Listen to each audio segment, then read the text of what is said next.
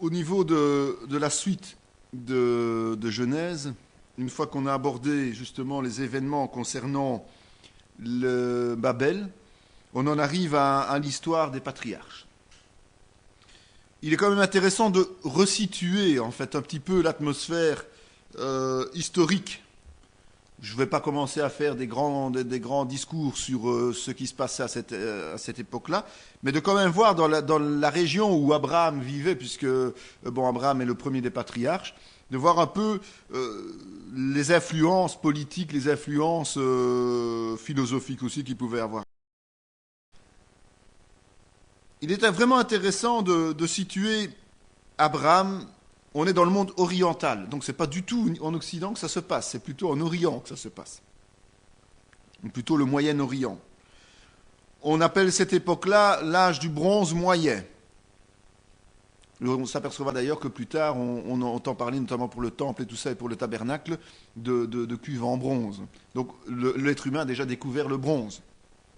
Et ça se trouve environ au 2e millénaire avant Jésus-Christ, donc c'est une période assez longue. Il y a plusieurs civilisations qui dominent, ou qui cohabitent en tout cas dans cette région-là, et on parle évidemment de l'Égypte et de ce qu'on appelle les Asianites. On va voir un peu plus loin de qui il s'agit. Alors il y a des pays dominants évidemment, parce que vous savez que la Terre est mue par des dominations qui se succèdent, et à cette époque-là, c'était surtout ces pays qui étaient dominants, donc les pays de l'Orient qui étaient dominants sur le reste du monde, entre guillemets, puisque le monde était quand même assez limité au niveau géographique pour eux, bien qu'il y ait eu d'autres civilisations, évidemment, en Europe et tout ça, mais qui étaient beaucoup moins connues et qui n'interviennent pas actuellement dans cette vie. On en parlera surtout à partir de Clovis et tout ce qui s'ensuit. Jusque-là, et puis les Romains, évidemment, avant Clovis. Mais Clovis n'est jamais que le résultat des Romains, et Clovis est plus justement européen. Les Romains sont quand même forts européens du Sud et asiatiques. Donc Abraham est né à l'époque où l'Égypte était quand même dominante. Et l'Égypte était dans ce qu'on appelle sa période du Moyen Empire. La capitale de l'Égypte était Thèbes. Et donc, l'Égypte avait quelque chose de particulier par rapport aux autres pays, c'est que c'était la première civilisation, le premier pays agricole, donc qui cultivait, qui vivait de la culture. Et on appelait l'Égypte le grenier à blé du monde méditerranéen. D'ailleurs, on en reviendra avec Joseph, qui effectivement a permis à Israël de survivre grâce au fait qu'ils avaient engrangé des réserves. Donc l'Égypte était dans une zone qui était bien irriguée, le delta du Nil, et était considérée comme justement une zone agricole abondante. Et l'Égypte restera de toute façon toujours une zone agricole, même au-delà des périodes de domination gréco-romaine.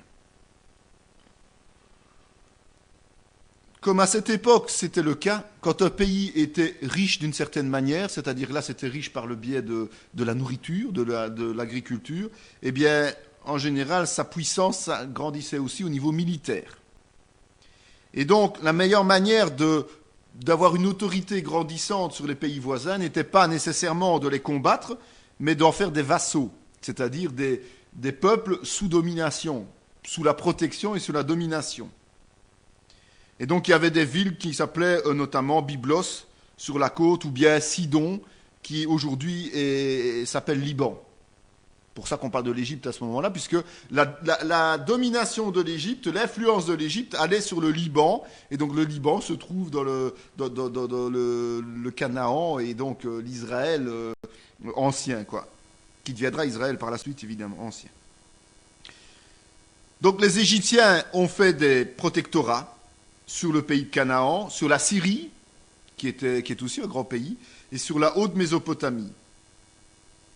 Et donc, on sait qu'à un moment donné dans l'histoire, peut-être à plusieurs reprises, Israël cherchera l'appui de l'Égypte plutôt que de chercher le soutien de Dieu. Ça fait partie de l'histoire d'Israël que nous étudierons dans le cours suivant. Les Asianites, dont on parle précédemment, c'était un ensemble de civilisations. Donc c'était plusieurs peuplades mélangées les unes les autres, qui étaient concentrées aussi en basse et moyenne Mésopotamie, en Asie mineure.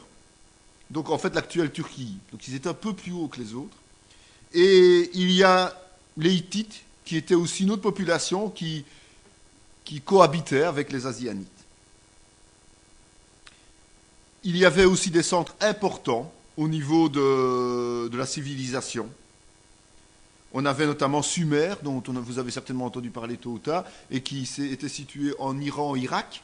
Il y a énormément de vestiges de cette civilisation-là encore aujourd'hui. Et il y a eu des scandales quand les Iraniens ont détruit au mortier des images du temps justement sumérique. Il y avait donc le fameux croissant fertile.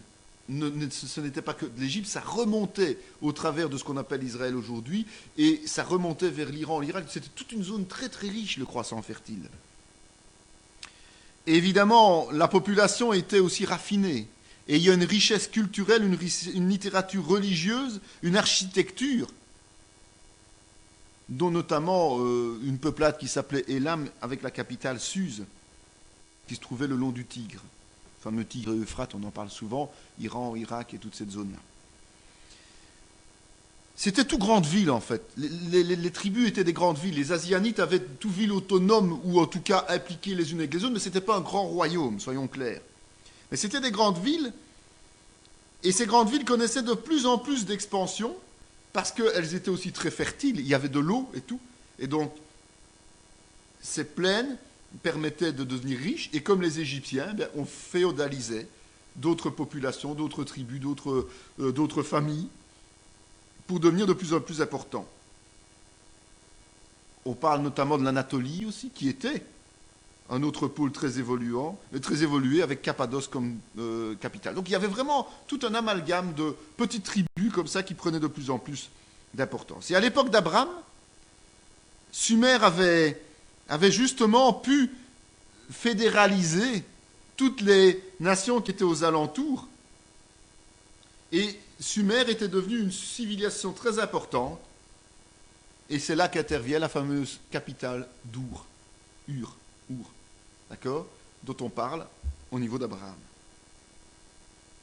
Puis, progressivement avec le temps, il y a eu des invasions, et c'est les invasions des Amorites qui étaient un peuple du nord, donc qui venait un peu du nord et qui redescendait vers ces zones-là, qui a ruiné cette puissance de Sumer. Et il y a deux dynasties qui sont nées des Amorites, qui ont été fondées par des chefs de guerre, donc c'était déjà moins raffiné quand on est chef de guerre, en général on est moins raffiné, on est plus là pour la violence. Et c'est tout simplement la Syrie et la Babylonie. Assyrie au nord, Babylonie au sud. Alors les deux se sont disputés longuement des suprématies sur telle ou telle tribu. Donc il y a eu parfois l'un qui était plus influent que l'autre. Et tous les siècles après que ça a suivi, et vous savez que dans l'histoire, notamment, Israël a été... donc les 10 tribus d'Israël au nord ont été déportées par la Syrie. Et puis c'est Babylone qui est arrivé et qui a déporté Juda. Donc les influences ont continué au niveau du temps. C'est pour ça que c'est important de voir un peu d'où ils viennent. Donc ils viennent vraiment du nord. Et ils sont descendus, ce sont des peuples conquérants. Et donc qui ont un peu ruiné les connaissances, mais qui d'un autre côté ont absorbé aussi, comme à chaque fois, les connaissances littéraires, religieuses et tout de ces peuples. Et donc l'Empire babylonien possédait déjà un code législatif très évolué. Ils avaient un concept religieux et ils avaient un roi des dieux qui s'appelait Marduk. Mais d'un autre côté, ils étaient très ouverts aux religions des autres, et notamment à celle de Yahweh. Ça, c'est important à savoir. L'histoire de Daniel est une histoire importante dans les prophètes, où il est quand même on voit quand même que les Juifs avaient une influence dans ces peuplades envers et contre tout, et que malgré tout, leur Dieu était respecté, parce que leur Dieu notre Dieu montrait des signes de puissance aussi. Et on voyait qu'il y avait une certaine tolérance des dirigeants, parfois une tolérance qui allait jusqu'à reconnaître la puissance. Et donc les patriarches ont vécu sous ces influences. Alors les Hittites, comme je vous l'ai dit, étaient, comme les Asianites aussi, vers le nord, en Anatolie, donc la Turquie, et vers justement cette période d'Abraham, ils étaient en plein essor. Et leurs frontières terre était limitrophe avec Babylone, qui était arrivée. Les Hittites, eux, connaissaient la loi du talion, c'est-à-dire œil pour œil, dent pour dent. Mais on pouvait compenser avec une certaine somme d'argent pour éviter de subir la même peine.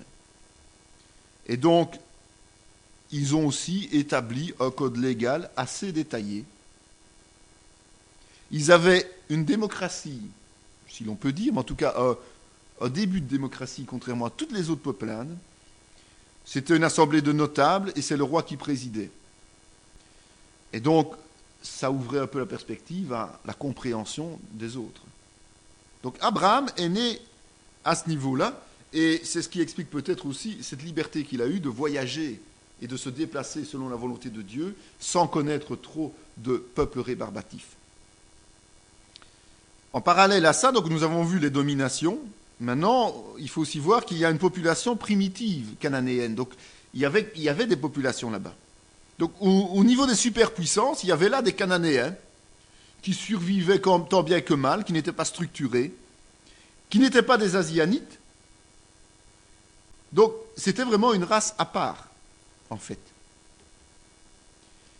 C'était des populations composites, parce que le problème qu'ils avaient, c'est que si vous regardez les plans, si vous regardez un plan de cette région, c'est vraiment un canal, c'est un corridor, un couloir, où tous les peuples montent, descendent. Quand on veut faire du commerce, c'est par la compasse. Si on veut faire la guerre, c'est par la compasse. Au point qu'à un moment donné, même, c'est devenu un champ de bataille. Mais c'est vraiment un lieu de passage. Donc automatiquement, qui dit passe, dit aussi reste. Donc il y a des gens qui ne font que traverser, puis il y en a d'autres qui s'installent. Et donc les Cananéens étaient le résultat de tous ces mélanges de populations, de passage entre l'Afrique et l'Asie. C'était des petites nations qui étaient basées sur le principe tribal.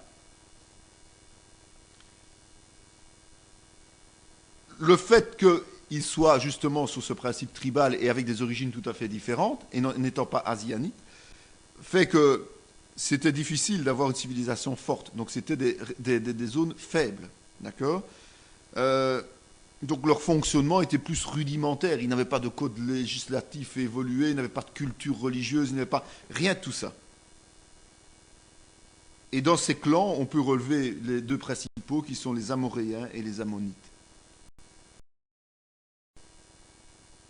Et c'est ainsi qu'on arrive à l'histoire des trois premiers patriarches, dont Abraham, le père des croyants.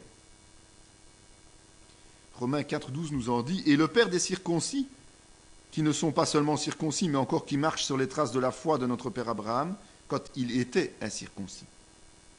Abraham a été rebaptisé plus tard Abraham, ça vous le savez. Il est appelé le père des croyants parce que de nouveau, il a été un point de départ, un début d'un nouveau peuple. Et c'est un peuple, cette fois-ci, spirituel, évidemment. Bien qu'il était physique, puisqu'il est au départ du peuple Israël, mais aussi au départ du peuple Église. Et il faut savoir que quand il a été désigné par Dieu pour devenir le point de départ, il n'était qu'un chef de clan, c'est-à-dire, on va dire, un père, pour une série de personnes qui étaient là, et qui étaient sous ses ordres parce qu'ils étaient de sa famille, tout simplement. Évidemment, Abraham est un descendant d'Adam. C'est toujours la même lignée. Adam, en passant par Noé, logique, puisque tout le reste a été détruit. D'accord ? Donc, c'est pour ça que c'est très important. Jésus est un descendant d'Abraham, de Noé, d'Adam et de Dieu. Ça, on l'a vu dans Luc. Mais, voilà. Donc, il est important, et je vous ai fait un petit tableau de la généalogie d'Adam à Abraham pour bien vous montrer qu'il y a une suite logique dans le plan de Dieu et qu'on commence à avancer de plus en plus. Il y avait l'humanité, et maintenant, on en arrive à un patriarche.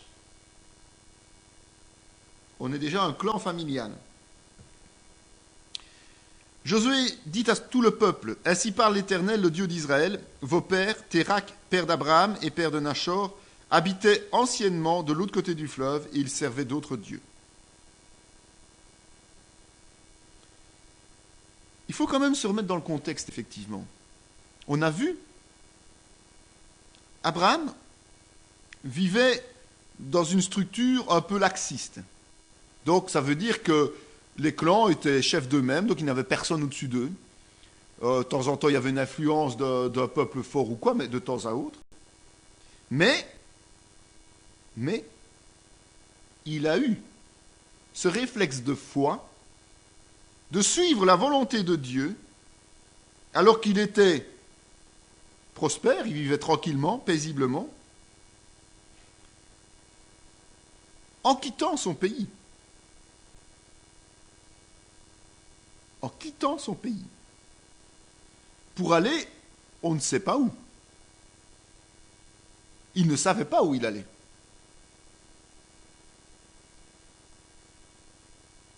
Mais on comprend dans le passage de Josué 24:2 que si Dieu l'a sorti de cet endroit, c'est parce que son père adorait d'autres dieux. Il est dit, donc ils habitaient anciennement de l'autre côté du fleuve, ils servaient d'autres dieux.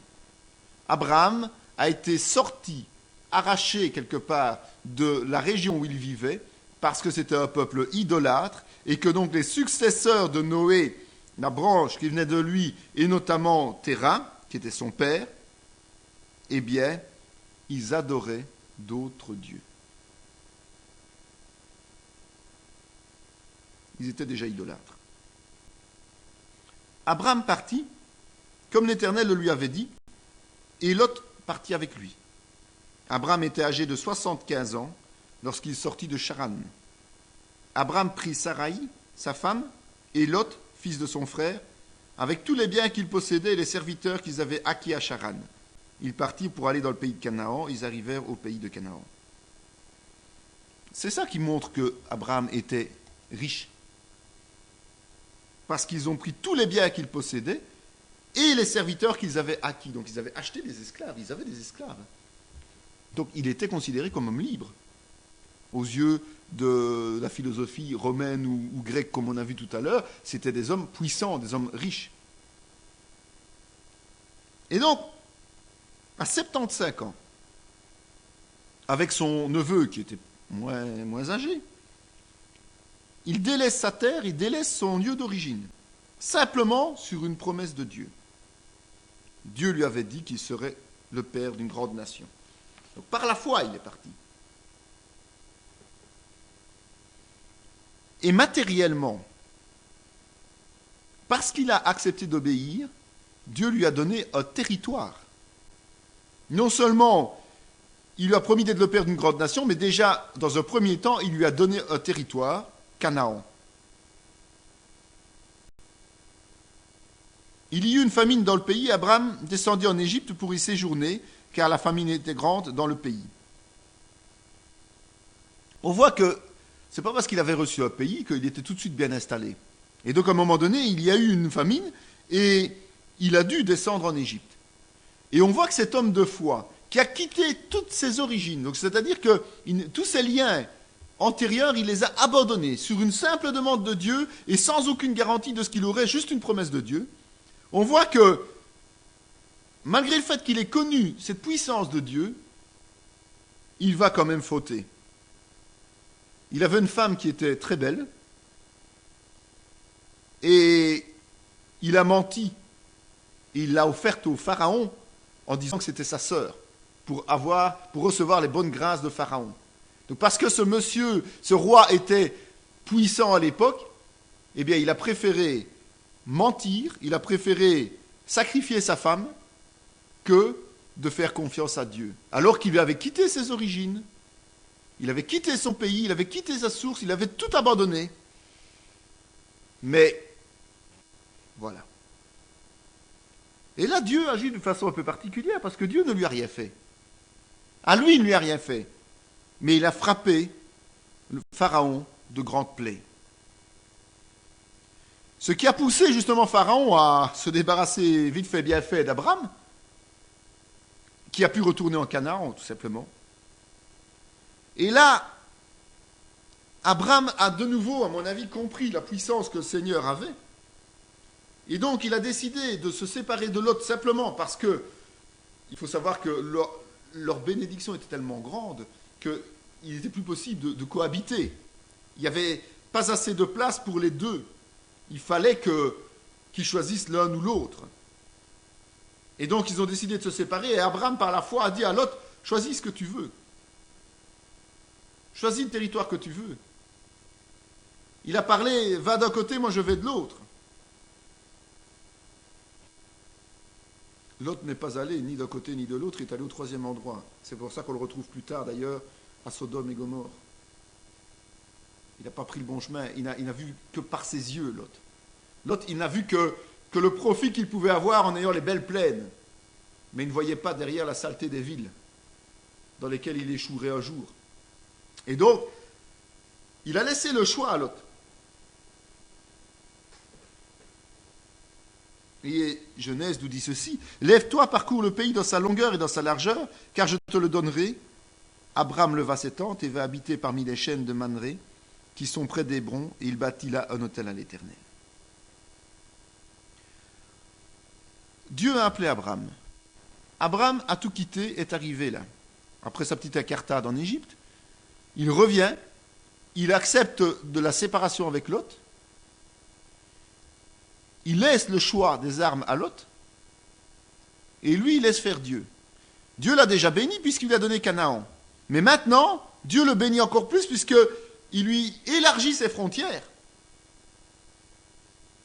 Et il lui garantit un pays immense, une descendance innombrable.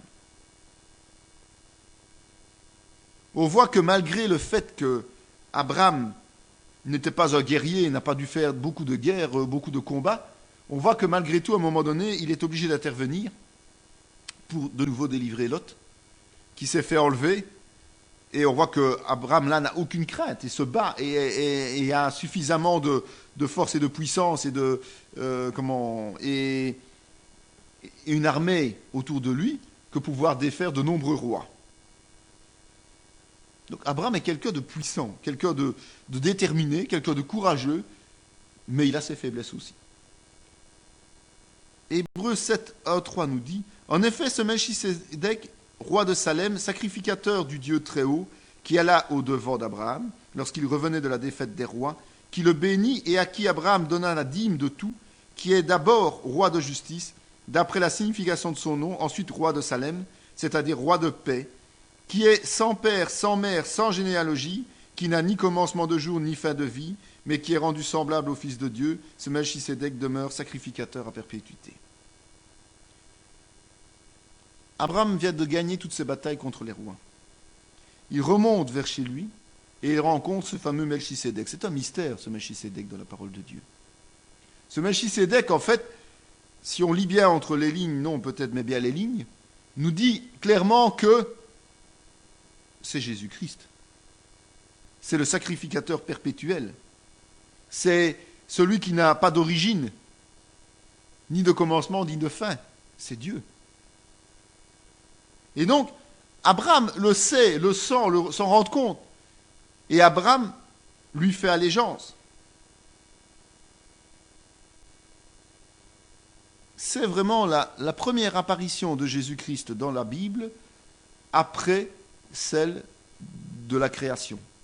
Pendant la création, il était là, évidemment, mais ici, c'est une première apparition très claire de Jésus-Christ. Et qu'est-ce qui se passe ?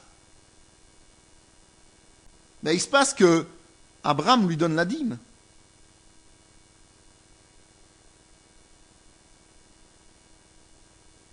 On voit que ce Melchisédek était un sacrificateur. Donc on voit que le sacrifice n'a pas été inventé par Moïse, sur onction de Dieu, sur ordre de Dieu. Mais on voit déjà que Noé a dressé un autel lorsqu'il est sorti de l'arche. On voit que Caïn et Abel ont fait des sacrifices. Donc ce n'est pas une décision de Dieu, mais c'est juste une mise en forme quand le temps de Moïse sera là, au niveau de la mise en place de sacrifices. Mais on voit que le sacrifice est quelque chose de naturel dès le début. Donc c'est quelque chose voulu par Dieu dès le début de la création, ce n'est pas une nouveauté. De nouveau, nous voyons que le principe de la dîme n'est pas un principe instauré du temps de Moïse. Ce principe de la dîme existe déjà avant les tables de la loi, puisque Abraham lui-même naturellement offre la dîme. Ça veut dire que d'autres le faisaient aussi, et certainement des prédécesseurs, puisque c'est tellement naturel qu'on ne relève même pas le fait qu'on aurait pu dire, pour la première fois, Abraham donne la dîme. Non, non, il reconnaît que Melchisédek est l'envoyé de Dieu, ou Dieu lui-même, il donne la dîme, il fait allégeance. Ce qui veut dire que ce soit la dîme, que ce soit le sacrifice, ce sont des choses perpétuelles, donc qui n'ont ni début ni fin.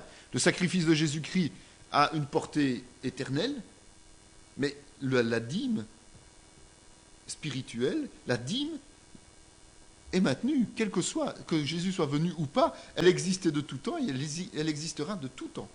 C'est très important de se rendre compte aussi.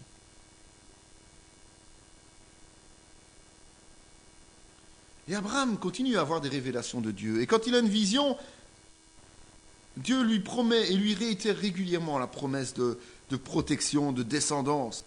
Et même si Abraham avance en âge, il croit aux promesses de l'Éternel.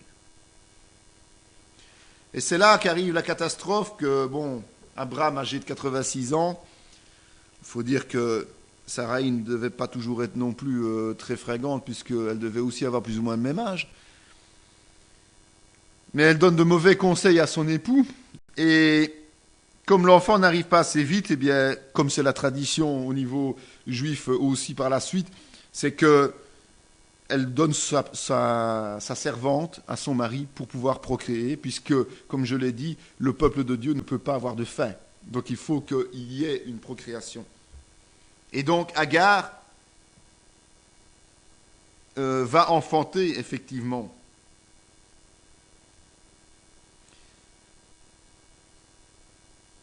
C'est un manque de confiance dans les paroles et les promesses de l'Éternel. C'est une preuve d'impatience. On est souvent trop pressé avec Dieu. Et cela va avoir des conséquences de nouveau dramatiques. On a parlé tout à l'heure, effectivement, qu'il y a toujours des branches qui se séparent, et toujours une branche bénie, l'autre qui ne l'est pas. Et c'est ce qui va se passer ici, parce que la rivalité entre les deux femmes va être exacerbée. Sarai va être jalouse d'Agar, alors que c'est elle qui a poussé son mari à avoir une relation avec elle. Et puis c'est elle qui, quelque part, va reprocher cette décision et va tout faire pour chasser Agar et pour chasser le fils Ismaël. Agar, évidemment, était persuadée d'une chose, c'est qu'elle avait en elle le fils de la promesse. Et Sarai, elle, jalouse, n'a eu de vœu que d'humilier Agar. Et elle a commencé à haïr Ismaël. Alors c'est Dieu qui a conseillé à Abraham, on oublie parfois, ça n'en fait pas attention, mais c'est Dieu lui-même qui a conseillé à Abraham à chasser Ismaël et qu'il appelle le fils de la chair. Isaac est le fils de la promesse ou le fils de l'esprit. Car il est écrit, réjouis-toi stérile, toi qui n'enfantes point, éclate et pousse des cris, toi qui n'as pas éprouvé les douleurs de l'enfantement, car les enfants de la délaissée seront plus nombreux que les enfants de celle qui était mariée. Pour vous, frères, comme Isaac, vous êtes enfants de la promesse, et de même qu'alors celui qui était né selon la chair persécutait celui qui était né selon l'esprit, ainsi en est-il encore maintenant. Mais que dit l'Écriture ? Chasse l'esclave et son fils, car le fils de l'esclave n'héritera pas le fils de la femme libre. C'est pourquoi, frères, nous ne sommes pas enfants de l'esclave, mais de la femme libre. Ce sont les conséquences dramatiques du fait que Abraham et Sarai ont fait preuve d'impatience. C'est qu'il y a effectivement ces deux branches qui sont là, la branche de la chair, qui ne peut pas hériter de la branche de l'esprit, et il y a la branche de l'esprit. Mais il faut savoir que, malgré ce trait de désobéissance, Dieu va prendre soin d'Agar et d'Ismaël. Et là aussi, il promet une grande descendance. Et c'est la naissance du peuple arabe, qui, effectivement, est en rivalité constante avec la descendance d'Isaac. C'est spirituel ce qui se passe là. Et ça, il faut l'accepter. Il faut l'accepter. On ne pourra jamais faire la paix avec les hommes, entre les hommes. Tout ce que nous pouvons faire, c'est les gagner à Christ. Donc, il ne faut surtout pas être raciste. Il ne faut surtout pas ne pas prier pour qu'ils arrivent à Christ. Mais la seule façon de vivre en paix avec eux, c'est qu'ils donnent leur vie à Christ. Tout simplement.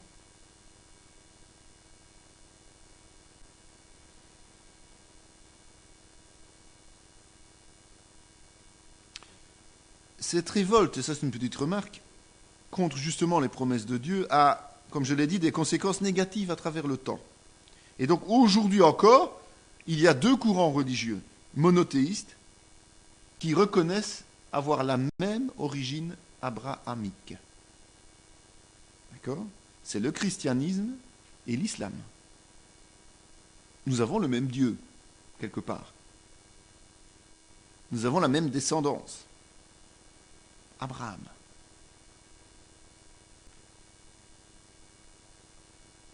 Nous devons, nous, en tant que chrétiens, rester attentifs à une chose précise. C'est que le salut est aujourd'hui pour tous, y compris pour les descendants d'Ismaël. Et nous devons œuvrer dans ce sens, c'est ce que je vous disais. De toute manière, ce système de choix permanent, d'être dans la bénédiction ou dans le péché, est permanent pour le chrétien aussi. Chaque jour et à chaque instant, nous avons des choix à faire. Soit nous vivons dans l'obéissance à Dieu, soit nous désobéissons à Dieu. C'est le même principe. C'est en fait ça qu'on veut faire ressortir par quelque chose de frappant, de puissant, c'est qu'effectivement, aujourd'hui, nous vivons un peu ce concept de dire, sommes-nous dans la branche bénie ou ne sommes-nous pas dans la branche bénie en tant que chrétiens, c'est-à-dire sommes-nous dans les voies de Dieu ou ne sommes-nous pas dans les voies de Dieu. Et ça, c'est essentiel de retenir, bien se rendre compte que c'est chaque fois une question de choix. Et l'histoire d'Abraham était une question de choix aussi. S'il a condamné à la destruction et réduit en cendres les villes de Sodome et de Gomorrhe, les donnant comme exemple aux impies à venir, et s'il a délivré le juste Lot, profondément attristé de la conduite de ces hommes sans frein dans leur dissolution. C'est un passage de Pierre, de Pierre. La destruction de Sodome et Gomorrhe on peut dire, est une histoire lamentable, c'est un fait certain. Mais en fait, Sodome et Gomorrhe étaient totalement pervertis. On se retrouve dans la situation d'avant Noé. Avant Noé, la terre était totalement pervertie. Et c'est parce que Abraham a eu la présence d'esprit d'intercéder que Lot, qui était considéré malgré tout comme juste aux yeux de Dieu, Lot et ses filles ont été épargnés. On voit aussi que son épouse a désobéi en se retournant et a été punie instantanément en étant transformée en statue de sel. Mais ce qu'il faut souligner dans ce passage-là, c'est surtout l'intervention d'Abraham. Parce que c'est l'intervention d'Abraham qui a sauvé Lot. C'est en fait l'intercession par la prière. Notre rôle de chrétien est d'intercéder par la prière en permanence. Nous nous devons de prier régulièrement. Nous devons de prier pour, justement, que nous soyons... Enfin, que les personnes soient bénies au travers de notre intervention. Et surtout lorsqu'il y a danger, la prière a toute son importance. Et vous savez, même si Dieu fait grâce, l'être humain est tellement faible et fragile que les filles de Lot, qui ont tout vécu en direct, ont commis l'acte odieux de coucher avec leur père. Par surprise, par traîtrise aussi. Dans le but, de perpétuer la race de Lot, en réalité. Abraham partit de là pour la contrée du Midi. Il s'établit entre Kadès et Chour et fit un séjour à Guérar. Il semblerait que là, il y a un passage dans la vie d'Abraham qui fait qu'il est âgé déjà de 99 ans, c'est un âge respectable dirons-nous, et il a un peu décidé de se retirer de la vie active. Et en se retirant ainsi, je crois qu'il a plutôt justement voulu mettre l'accent sur la communion avec Dieu, sur plus d'intimité encore avec le Dieu. Et le fait qu'il soit plus proche de Dieu encore a fait qu'il a reçu l'alliance perpétuelle de Dieu. Et cette alliance perpétuelle, c'est justement la foule de nations et la grande fécondité. C'est là que Dieu va le nommer Abraham.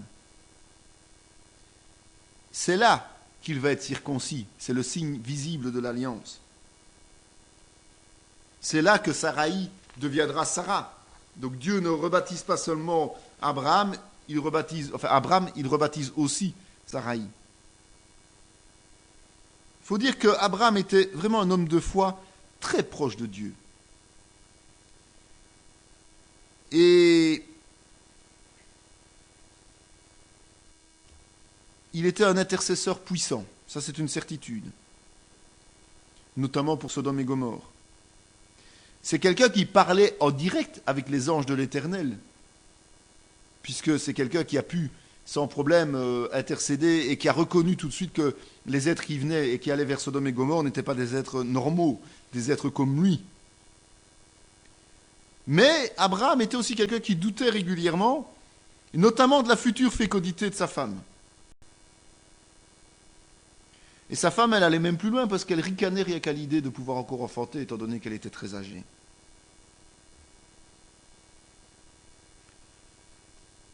Abraham, dans sa faiblesse, a de nouveau récidivé à mentir en disant que sa femme n'était pas sa femme mais sa sœur. Pourtant, à l'âge qu'elle devait avoir, ça devait être moins important. Face à Abimélec. Heureusement que Dieu est tout bon et que Dieu est intervenu en rêve à Abimélec avant que quelque chose n'arrive. Et puis, un jour, Sarah est enfin enceinte. Et arrive Isaac. On est déjà plusieurs années après Ismaël. C'est par la foi qu'Abraham offrit Isaac lorsqu'il fut mis à l'épreuve et qu'il offrit son fils unique, lui qui avait reçu les promesses. Dieu tient sa promesse, et puis Dieu réclame cette promesse quelque part.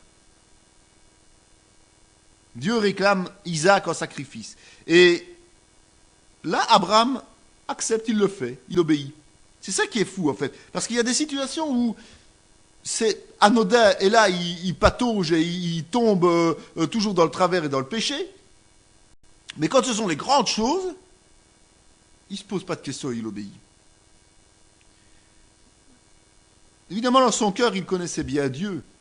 Et il savait que le Seigneur allait le bénir et ne lui garderait pas son fils, même s'il le sacrifiait, qu'il allait jusqu'au geste ultime. Il savait que Dieu le lui rendrait. En tout cas, il en était intimement persuadé. Et effectivement, Dieu a arrêté sa main en dernière minute et il lui a donné sa satisfaction.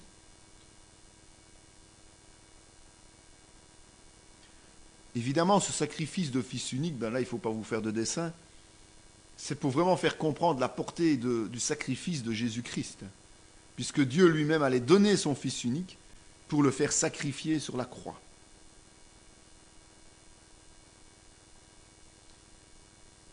Sarah meurt, Isaac se marie, Abraham se remarie, lui. Il a encore des enfants, donc il a eu une descendance naturelle assez importante. Et il a eu une fin de vie heureuse, et il est mort à l'âge de 175 ans, donc il a encore eu le temps d'en profiter un petit peu. Voilà l'histoire d'Abraham. Le deuxième patriarche, évidemment, c'est le fils du premier, donc c'est Isaac, que l'on peut appeler évidemment le fils promis, puisqu'il a été attendu bien longtemps et qu'il a vécu quand même une chose essentielle. C'est vrai que la Bible raconte très peu de choses de lui, il est considéré comme patriarche, mais sans qu'il y ait vraiment d'événements majeurs. Son nom n'a pas été changé, Isaac est resté Isaac. Et on peut considérer qu'il est un peu le trait d'union entre Abraham et Jacob. Le fait principal de son histoire, c'est celui qui s'est passé avec son père, c'est-à-dire quand lui, il ne s'est pas retrouvé avec le couteau en main, mais comme il s'est retrouvé sur l'autel pour être sacrifié, ce qui était quand même nettement moins enviable comme position. Il est dit qu'il se marie à 40 ans avec une certaine Rebecca. Et Genèse 25, 21 nous dit, Isaac implora l'Éternel pour sa femme car elle était stérile et l'Éternel l'exauça. Rebecca, sa femme, devint enceinte. Donc, c'est une parole quand même très, très forte où c'est clair qu'il s'est marié et puis de nouveau, même problème qu'avec sa mère. Il y a eu un problème de stérilité et là, il est intervenu auprès de Dieu.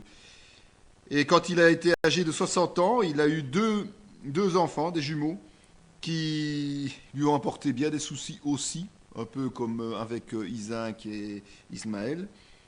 Il y avait en fait là, non pas une rivalité entre les mamans, mais une rivalité entre les époux, donc entre Isaac et Rebecca.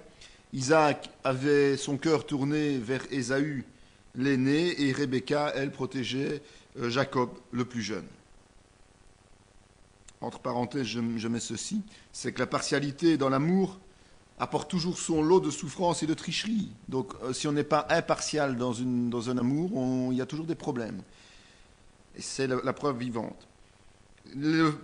En fait, l'exemple de son père aurait dû lui servir, puisque lui-même a souffert quelque part de cette rivalité entre sa mère et la postérité d'Agar. Mais il aurait peut-être dû faire attention à cela, mais ça n'a pas servi. Et de nouveau, d'une scission affective, donc d'un amour partagé, eh bien, allait encore naître une nouvelle rivalité dans la descendance. Ce qui semble être une habitude chez l'être humain. Il y eut une famine dans le pays, outre la première famine qui eut lieu du temps d'Abraham, et Isaac alla vers Abimelech, roi des Philistins, à Guérar. Donc en fait, c'est Dieu qui dirige Isaac vers Guérar pour qu'il se mette sous la protection du roi Abimelech. Comme son père, il commet exactement la même erreur. Il a peur pour son épouse et pour finir, il ment de nouveau à son sujet et il finit par être chassé par Abimelech parce que celui-ci voit que Dieu protège et bénit Isaac et donc il n'a pas envie que ça lui retombe sur la figure alors qu'il n'est quand même pas fautif dans ce mensonge apporté par Isaac. L'Éternel lui apparut dans la nuit et dit « Je suis le Dieu d'Abraham, ton père, ne crains point car je suis avec toi, je te bénirai et je multiplierai ta postérité à cause d'Abraham, mon serviteur. » Dieu le protégeait, ça c'est en fait certain. Dieu était avec Isaac. Et c'est quand même important de voir que la promesse est perpétuée de génération en génération et que donc Isaac a aussi reçu cette même promesse. Donc c'est vraiment la lignée d'Abraham. Isaac est dans la lignée spirituelle d'Abraham aussi, la lignée qui va amener à Jésus-Christ. Isaac avait quand même une foi assez importante, même très importante. Et il y a une histoire particulière qui est l'histoire des 18 puits, qui montre qu'effectivement, il préférait faire confiance à Dieu, sachant que Dieu agira en sa faveur, que de défendre ses puits. Parce que chaque fois qu'il creusait un puits, ou que ses serviteurs creusaient un puits, chaque fois qu'il trouvait de l'eau, il y avait toujours une peuplade dans le coin qui débarquait pour lui piquer son puits. Et il aurait très bien pu se défendre et batailler avec eux, mais il est parti du principe qu'il n'accepterait pas ça. Et il partait, il abandonnait et il en trouvait d'autres de toute manière. Et le Seigneur chaque fois le dirigeait correctement.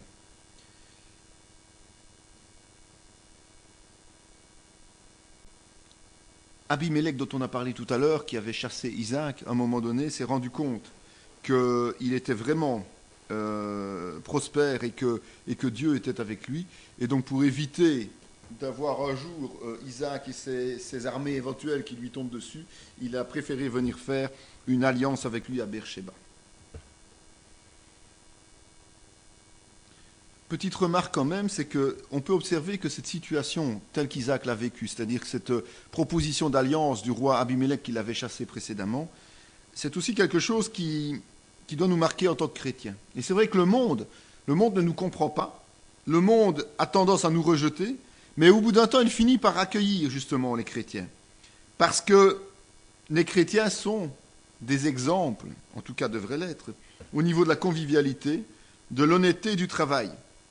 Donc, de par ce fait-là, Dieu les bénissant, mais Dieu montre sa toute-puissance au travers du chrétien.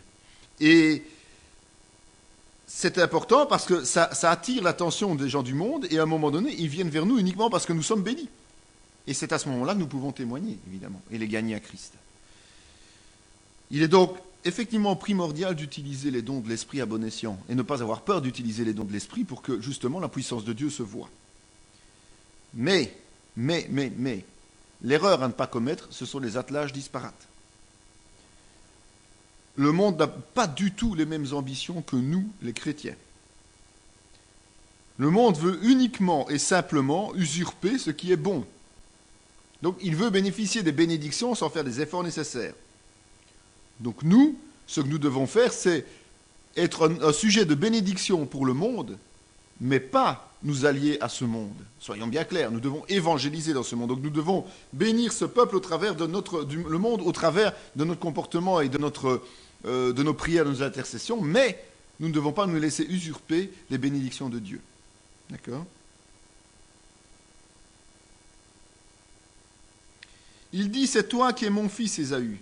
Et Jacob répondit, c'est moi. Les enfants se heurtaient dans son sein et elle dit, s'il en est ainsi, pourquoi suis-je enceinte ? Elle alla consulter l'Éternel et l'Éternel lui dit, 2 nations sont dans ton ventre et 2 peuples se sépareront au sortir de tes entrailles. Un de ces peuples sera plus fort que l'autre et le plus grand sera assujetti au plus petit. On voit qu'à la fin de l'histoire d'Isaac, il est presque aveugle et il n'arrive même plus à déceler la volonté de Dieu. On voit qu'il est fatigué, enfin on sent qu'il y a un problème à ce niveau-là. Et la volonté de Dieu a été révélée donc, à Rebecca alors qu'elle était enceinte, donc des années bien avant. Elle était enceinte et Dieu lui a dit que, effectivement, il lui a annoncé que ce serait Jacob qui prendrait le droit d'aînesse au lieu d'Ésaü. C'était dit comme tel. Et Isaac, lui, ne voulait pas en entendre parler. Ça a d'ailleurs été la raison de tout le drame de leur vie, je vais dire, à eux deux. Et donc, il voulait absolument bénir, parce que c'est par la bénédiction, l'imposition des mains, que le droit d'aînesse passait du père au fils, aîné normalement, ou dans le peuple juif, en tout cas celui qui devait hériter de la lignée spirituelle. Et donc, il l'a donné à Jacob, mais parce que sa femme est intervenue, a permis à Jacob de leurrer son père, et ce n'est pas simplement parce qu'elle préférait Jacob, c'est parce que c'était le fils de la promesse aussi, et c'était lui qui devait perpétuer l'alliance avec l'Éternel. Et donc parce qu'Isaac était incapable d'encore comprendre, ou en tout cas d'admettre la volonté de Dieu, eh bien, le Seigneur a utilisé Rebecca pour que Jacob puisse être, malgré tout, désigné par son père comme son successeur. Alors Isaac, on en parle encore bien plus tard. Il se trouve à Hébron et il est mort à l'âge de 180 ans. Ses 2 fils étaient auprès de lui. Donc vous savez que là on se retrouve, il y a 8 chapitres entre les deux, entre le moment de la bénédiction erronée et la mort d'Isaac. Et donc on sait qu'il y a eu toutes les histoires avec Jacob que l'on va voir et Ésaü. Mais là, ils sont réconciliés et Isaac a la bénédiction et le bonheur de mourir alors que ses 2 fils. Alors, entre les deux, comme je vous disais, il y a Jacob. Jacob que l'on peut surnommer le fourbe. Pourquoi ? Parce que justement, il y a cette histoire de vol de droit d'aînesse. Ésaü dit, est-ce parce qu'on l'a appelé du nom de Jacob qu'il m'a supplanté 2 fois ? Il a enlevé mon droit d'aînesse et voici maintenant qu'il vient d'enlever ma bénédiction. Et il dit, n'as-tu point réservé de bénédiction pour moi ? Dès le début de leur vie, Jacob n'a eu de cesse d'une chose, c'était de voler les bénédictions de son frère jumeau. Il faisait que ça, passait son temps à piquer les bénédictions. Il va lui prendre son droit d'aînesse. C'est vrai qu'il faut admettre qu'il a quand même échangé contre un plat de potage ou de lentilles. ce qui a été quand même un peu léger de la part d'Ésaü, évidemment, ce qui prouve bien que le Seigneur a toujours les bons choix quant au serviteur et qu'il nous connaît dès le sein de notre mère, donc avant même notre naissance, et qu'il sait déjà ce qu'il va pouvoir faire avec nous et ce qu'il ne pourra pas faire avec nous. Donc il a méprisé son droit d'aînesse, en fait, simplement pour remplir son ventre. Attention, attention, attention, dans le service en tant que chrétien, de ne pas mépriser justement les dons que Dieu nous donne pour des futilités, parce que sinon nous nous coupons de lui aussi. C'est une leçon spirituelle perpétuelle. Et donc, si Dieu nous demande de faire des choses, et si Dieu nous demande certains sacrifices, si Dieu nous demande de passer outre certaines difficultés, ce n'est pas pour justement céder à n'importe quelle tentation éphémère et justement abandonner cela. Parce que comme avec Ésaü et Jacob, eh bien, notre bénédiction partira dans les mains de quelqu'un d'autre.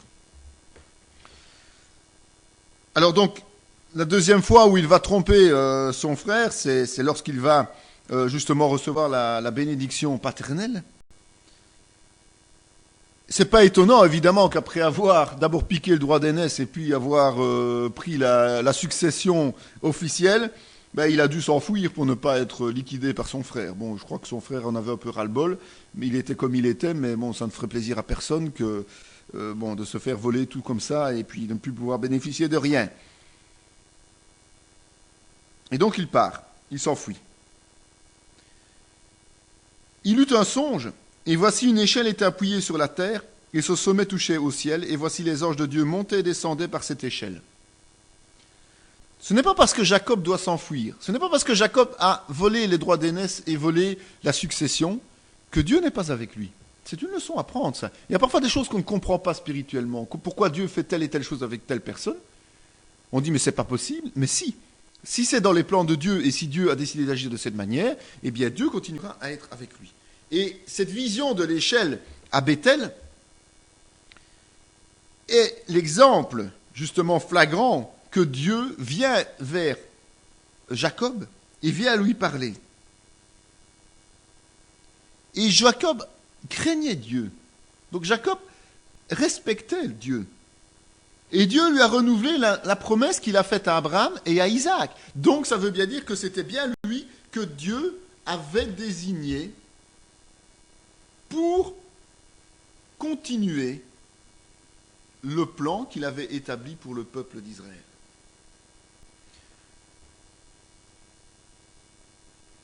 Il faut savoir que Dieu ne regarde pas le moment présent en permanence. Dieu voit au-delà de toute chose, il transcende les réalités. Et donc il savait déjà comment il allait amener Jacob à devenir un serviteur fort et fidèle, alors même que de nos propres yeux, on l'aurait accusé de tricheur. Certes, il était tricheur, mais Dieu savait que Jacob avait un cœur bien disposé et que Jacob allait le servir. Il le craignait déjà, mais Jacob allait le servir tel qu'il le voulait. Dieu est éternel et sa vision est hors du temps. Et donc ce n'est pas parce que Jacob était quelque part hors des normes de fonctionnement que Dieu allait le jeter, sinon il n'appellerait aucun d'entre nous au salut.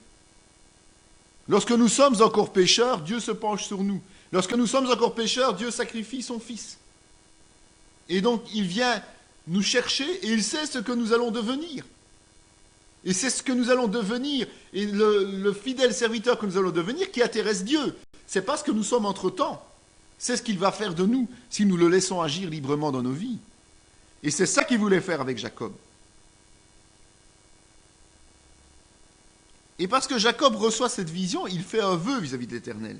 Il l'accomplira plus tard, parce qu'il est toujours très important d'accomplir les vœux que l'on fait. Très important. Si on fait un engagement vis-à-vis de Dieu, tenez-le. Tenez-le, sinon c'est un lien qui vient sur vous. Il dit que s'il peut retourner en paix dans la maison de son père, eh bien, il estimerait que Dieu serait bien son Dieu, donc il respecte déjà Dieu, mais là, c'est vraiment l'intimité avec Dieu, et qu'il donnerait la dîme. Encore une fois, tiens, on vient encore à l'histoire de la dîme.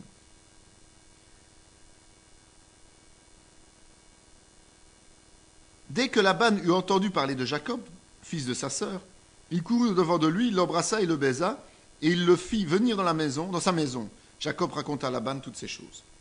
Donc Jacob est en exil. Jacob s'en va, mais c'est vrai que bon, le pays est peuplé, vous savez qu'on n'est quand même pas beaucoup de générations depuis Noé, donc il est normal qu'un peu tout le monde se connaisse quelque part.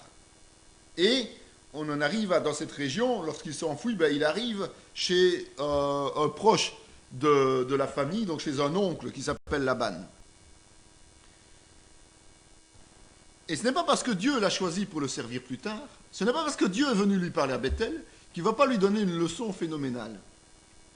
Et le tricheur, en fait, est trompé lui-même par son oncle. Et ça, c'est une bonne leçon à prendre.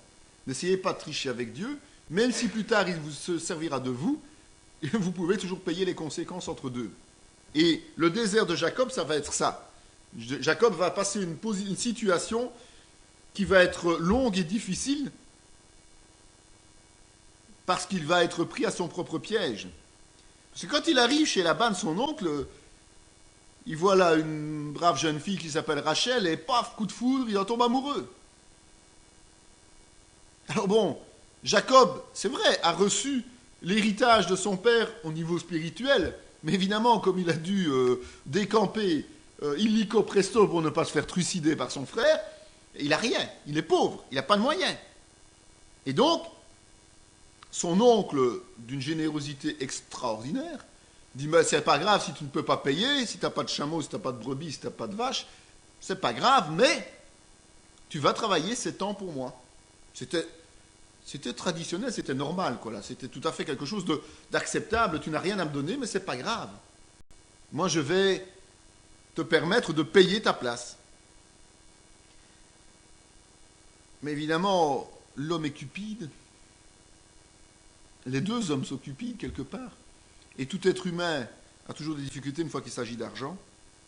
Et Laban, qui est quelqu'un de tordu aussi, dirons-nous, et de vicieux, se dit oui, mais c'est bien, mais Rachel c'est une jolie fille, bon, j'aurais pas difficile de la caser, tandis que sa sœur aînée, là, c'est un poids pour moi parce qu'elle sera moins facile à caser et il faut quand même que je trouve une solution.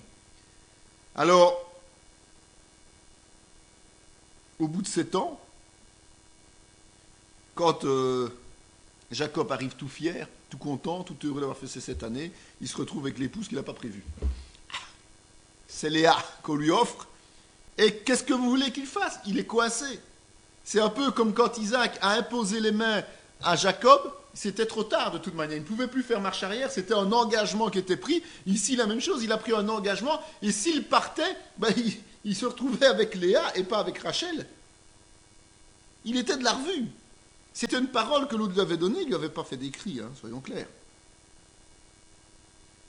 Et donc, la meilleure solution que Laban a trouvée, c'est de lui dire, écoute, c'est pas grave, de toute façon, tu es bien ici, ça se passe super bien, moi je suis contente que tu sois là, qu'il ne serait pas, tu retravailles 7 ans de plus, et comme ça je te donne Rachel. Et c'est une réalité. Et je pense que tout ce passage dans le désert, quelque part, ce passage de 14 années, les 7 premières années ont certainement dû passer plus vite, je dirais, psychologiquement, parce qu'il avait sa récompense au bout, et il était quasiment sûr d'aboutir à cette récompense. Les 7 autres ont dû être vraiment méchamment durs parce qu'il devait déjà avoir sa femme qui était là, et, enfin la femme qui ne voulait pas, et puis il attendait l'autre là pendant 7 ans. Là, et puis vous imaginez, il a dû râler méchamment, hein. Il a dû vraiment entretenir cette haine, mais je pense que ça l'a aussi transformé totalement, et que c'est quelqu'un qui a appris l'humilité, parce qu'il s'est rendu compte que là, il ne pouvait pas berner les gens comme il le voulait, et même s'il avait berné son frère qui était cupide, il ne pouvait pas faire le même jeu avec tout le monde, et donc il devait bien admettre qu'il y avait plus fort que lui. Et que donc, il fallait peut-être changer sa façon de voir les choses. Lorsque Rachel vit qu'elle ne donnait point d'enfants à Jacob, elle porta envie à sa sœur, et elle dit à Jacob, donne-moi des enfants ou je meurs. Donc Rachel épouse la deuxième sœur, et patatras, qu'est-ce qui se passe? Rivalité entre les deux sœurs. C'est phénoménal, hein. Alors, pour finir, la conclusion, c'est que Jacob a eu des enfants de 4 femmes. Il n'y a pas seulement les 2 sœurs, mais il y a aussi les servantes des 2 sœurs. Problème de nouveau, c'est que Jacob avait des préférences. Et sa préférence, c'était Joseph. le futur patriarche.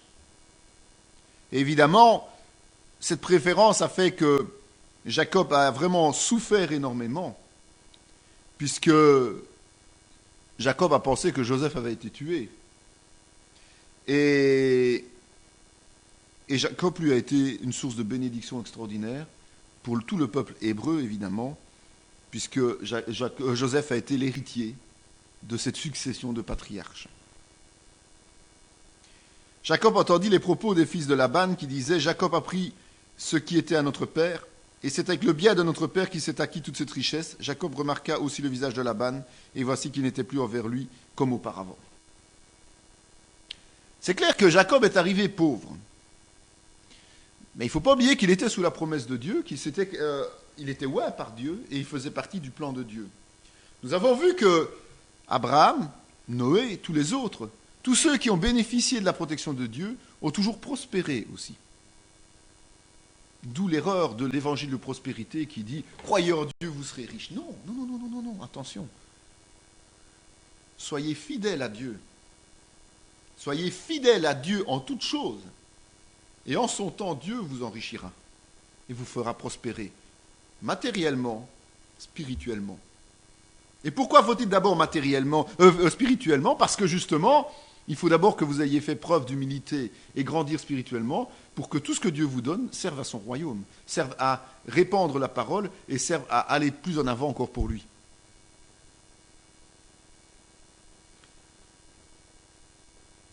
Et puis, évidemment, comme il prospère de façon naturelle, il obtient 2 épouses, il obtient beaucoup d'enfants, il y a des héritiers directs là chez Laban.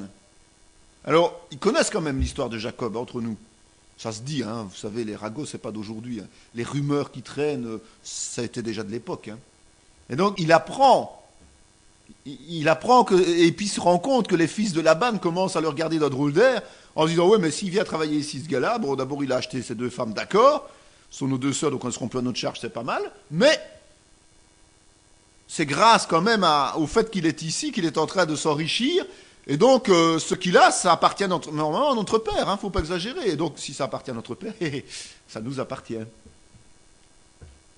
Puis, Laban, lui aussi, qui a ses enfants qui grandissent, qui deviennent adultes, c'est vrai que sa préférence commence à se porter vers ses enfants. En plus, bon, il a bien profité pendant 14 ans. Maintenant, il n'a pas de 3e fille à caser, donc ça ne l'intéresse plus tellement que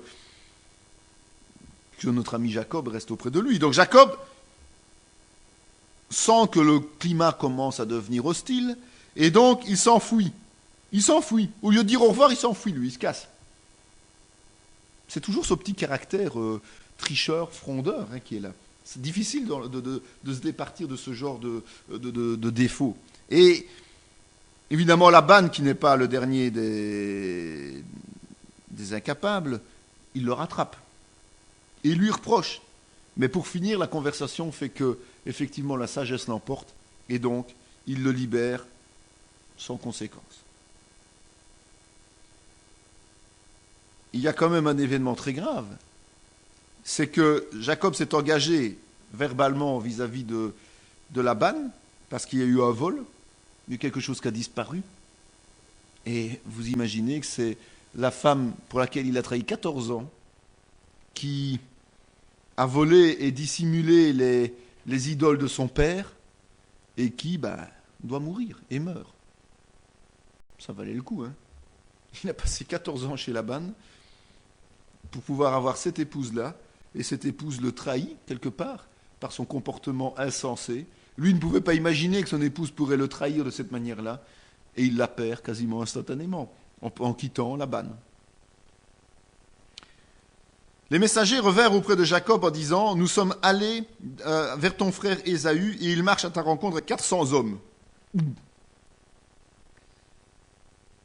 Jacob est accompagné par des anges. Il est sous la protection de Dieu. Et donc il se met en route pour quand même rentrer au pays, même s'il sait que Ésaü approche. Et il veut aller vers Ésaü, qui apparemment a prospéré lui aussi, et est devenu un chef de groupe puissant.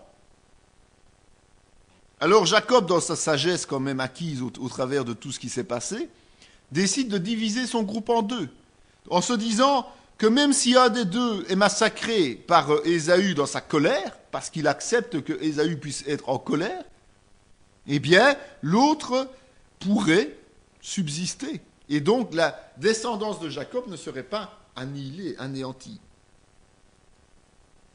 Mais on voit qu'il y a quelque chose de particulier qui se passe dans la vie de Jacob. Et cette chose particulière se retrouve notamment dans la parabole du fils prodigue, dans Luc 15. C'est que Jacob a appris l'humilité. Au travers des 14 années de souffrance, de travail pour gagner ses deux épouses, eh bien, il a appris à s'humilier, sachant qu'il n'est pas tout puissant et que, effectivement, il ne peut pas gérer toute chose comme il le veut. Et l'humilité se marque par un phénomène très important. C'est que, pour la première fois, Jacob prie Dieu avec sincérité et simplicité. Il demande le soutien de Dieu. Jamais auparavant, Jacob n'a demandé à Dieu de le soutenir. Jamais. C'est la première fois qu'il demande l'aide réelle de Dieu dans sa vie. C'est une preuve d'humilité. Jusqu'à présent, Jacob pensait pouvoir tout solutionner par lui-même. Peut-être s'il avait demandé l'aide de Dieu avant, n'aurait-il pas dû travailler 14 années pour être, on va dire, modelé afin de remplir la volonté de Dieu. Et donc,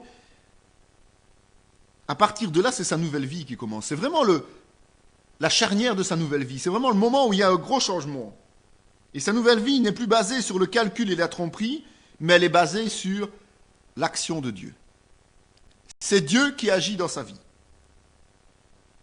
Et entre parenthèses, le chrétien est amené à faire exactement la même chose. On doit passer par le brisement douloureux qui nous pousse à appeler Dieu à notre secours. Et seulement après cela, nous pouvons vivre une autre vie, une nouvelle vie. Jacob demeura seul, alors un homme lutta avec lui jusqu'au lever de l'aurore. Pendant toute une nuit, c'est l'épisode où Jacob se bat avec l'ange. Et Jacob a reconnu Dieu, en fait. A reconnu l'ange de l'Éternel dont on parle partout, y compris dans l'Apocalypse. Ce fameux ange de l'Éternel qui est présent à de nombreuses reprises, dans de nombreux passages dans la Bible. C'est Jésus-Christ, en fait, à chaque fois qu'il vient, qui apparaît. Et qu'on doit arriver à déceler. Et donc il l'a reconnu. Et il veut une bénédiction. Et tant que l'ange ne le bénit pas, il ne peut pas repartir, il le retient. Et il obtient cette bénédiction. Et c'est là que son nom est changé en Israël. Et c'est là qu'il est frappé violemment à la hanche et qu'il gardera ce boitement jusqu'à la fin de ses jours. Il a dû payer un certain prix, un prix certain même. Donc on voit qu'au départ, même si Dieu l'accompagnait déjà depuis le début, Dieu n'acquiesçait pas à sa façon de tricher, de voler, quelque part, de se comporter. Mais il l'accompagnait parce qu'il savait que c'était lui qui allait être la promesse, la continuité de la promesse. Il savait qu'il allait changer et il savait qu'un jour, justement, il deviendrait celui que Dieu voulait. Et de Jacob qui signifie usurpateur, parce que vous savez que tous les noms hébreux ont une signification. Et Jacob, ça veut dire voleur, en fait, usurpateur. Il devient Israël, qui veut dire prince, vainqueur de Dieu. Il y a une grosse nuance. Israël, on l'a vu, avait reconnu le seul vrai Dieu. Mais ce fait-là a entraîné un handicap physique dans son cas. Il a résisté à Dieu, il a obtenu les bénédictions, mais il a aussi payé un prix élevé. Chaque chrétien, je dis bien, reçoit des promesses de bénédiction quand Dieu nous appelle. Il faut savoir qu'entre le premier instant où nous avons une promesse de Dieu et la réalisation, on passe par des temps parfois très difficiles. Parce que ce sont des épreuves que Dieu nous donne pour tester notre foi. Et ce sont aussi des conséquences des erreurs que nous commettons. D'accord ? Mais lorsque Dieu a choisi le moment, Et c'est là l'importance. C'est qu'au moment de Dieu, si il nous trouve humbles et repentants, eh bien, il réalise sa promesse avec nous. Et là, notre vie est tout à fait transformée. Il n'y a plus de comparaison avec le passé. Donc notre rôle à nous, c'est d'accepter de nous laisser transformer au travers des épreuves, au travers des difficultés que nous vivons, au moment où nous sommes en train d'être modelés comme le potier avec la terre glaise, pour qu'au moment voulu par Dieu, il nous trouve humbles et repentants, tel qu'il nous veut, pour pouvoir justement faire de nous quelqu'un d'autre. Et là, si c'est ainsi qu'il nous trouve, notre vie ne ressemblera absolument plus à celle qui précédait. Jacob, c'est vraiment l'image de l'homme qui, au départ, recherche le bonheur. Mais il cherche le bonheur comment ? Par ses propres moyens. Et puis, à un moment donné, il se rend compte qu'il n'y a qu'un seul chemin. Ce chemin, c'est celui du chrétien, c'est Jésus. À son époque, c'était Dieu, l'Éternel. Il ne pouvait devenir heureux que s'il se soumettait à l'Éternel.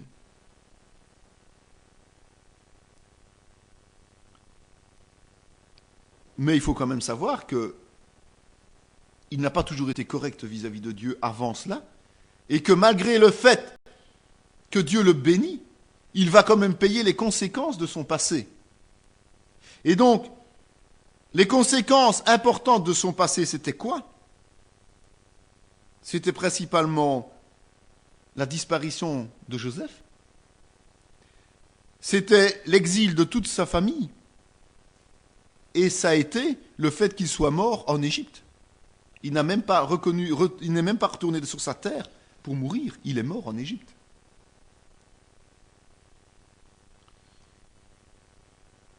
La transformation de sa vie, la bénédiction de Dieu, a été que il a rencontré Ésaü en paix, qu'il y a eu réconciliation totale et complète entre les deux frères.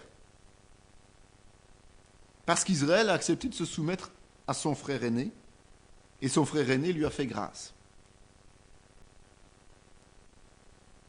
Sichem dit au père et aux frères de Dina, que je trouve grâce à vos yeux, et je donnerai ce que vous me direz. Alors Jacob dit à Siméon et à Lévi, vous me troublez en me rendant odieux aux habitants du pays, aux Cananéens et aux Phérésiens. Je n'ai qu'un petit nombre d'hommes, et ils se rassembleront contre moi, ils frapperont, et je serai détruit, moi et ma maison. C'est un autre événement qui se passe dans la vie de Jacob. Et Jacob se retrouve devant une situation où il y a un viol d'une de ses filles, Dina, par Sichem. Et le père de Sichem, qui s'appelait Hamor, était prêt à réparer la faute de son fils, était prêt à payer le prix nécessaire pour maintenir la paix et pour honorer la jeune fille, donc c'est-à-dire qu'il voulait un mariage de force en quelque sorte pour son fils. Il voulait une alliance forte et il a accepté la circoncision de tous ces hommes capables de porter les armes. Jacob était d'accord de cette alliance. C'était Jacob qui avait signé cette alliance avec Hamor. Mais les frères de Dina, eux, n'étaient pas d'accord avec ça. Ils s'appelaient Siméon, ils s'appelaient Lévi. Et même si leur père n'était pas d'accord, eux ont massacré toute la population alors qu'elle était convalescente. Ils ont profité de l'état de faiblesse des hommes circoncis pour aller les massacrer. À partir de là, les conséquences, c'est quoi ? C'est l'inimitié entre les peuples de Canaan et Israël.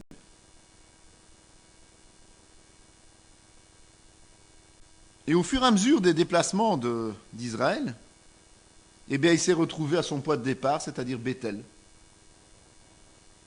Dieu a de nouveau renouvelé sa promesse, parce que Dieu régulièrement rappelle qu'il a des promesses et qu'il les tient. Et il lui a confirmé à nouveau que son nom définitif était bien Israël. L'histoire de Jacob, connaît aussi une parenthèse comme celle d'Isaac, c'est-à-dire que Elle ne s'arrête pas là, mais on n'en parle plus pendant tout un temps. Mais on rencontre à nouveau dans le récit qui concerne le patriarche Joseph. Il a eu le bonheur de retrouver son fils, alors qu'il le croyait mort, évidemment, dans ses vieux jours. Et Jacob est mort à l'âge de 147 ans. Vous voyez, ça diminue de plus en plus la durée de vie. On n'est plus qu'à 147 ans.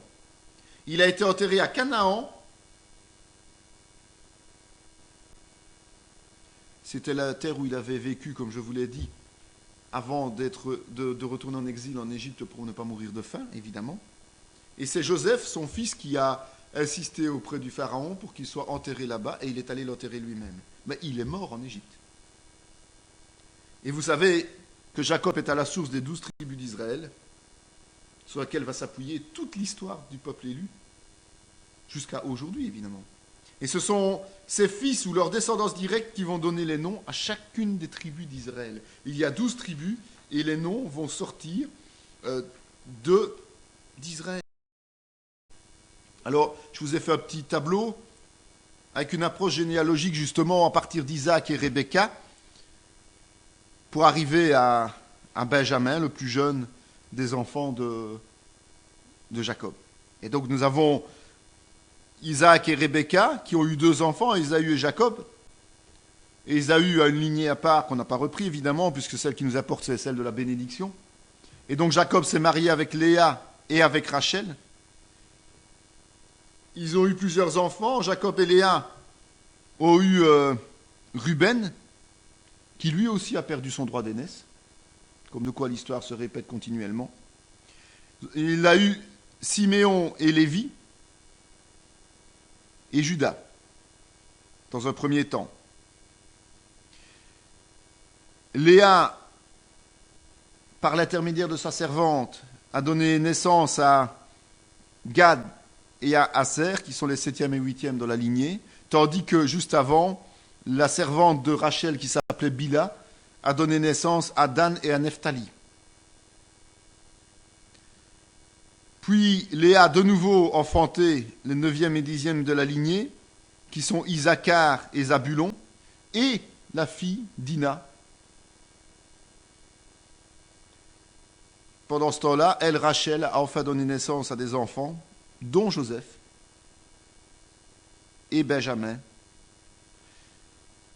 Joseph qui a eu Manassé et Éphraïm, dont on parlera plus tard évidemment, et qui permettent de se rendre compte que la lignée d'Israël se retrouve là. Et quand on veut positionner les tribus, il est peut-être plus facile de comprendre maintenant qui est quoi, qui est où et qui se situe, de quelle manière, et pourquoi pourquoi il n'y a pas de tribu qui s'appelle Joseph, mais qu'il y a une tribu qui s'appelle Manassé et une autre tribu qui s'appelle Éphraïm. Simplement parce qu'effectivement, Joseph a une double bénédiction. Et nous le verrons plus tard. Cette vidéo fait partie intégrante de la formation en théologie pratique dispensée par la mission de théologie Emmanuel de Paracou, Bénin, sous l'autorité académique du Centre chrétien Emmanuel SBL, Spa, Belgique. Pour mieux connaître nos activités, voici nos différentes adresses.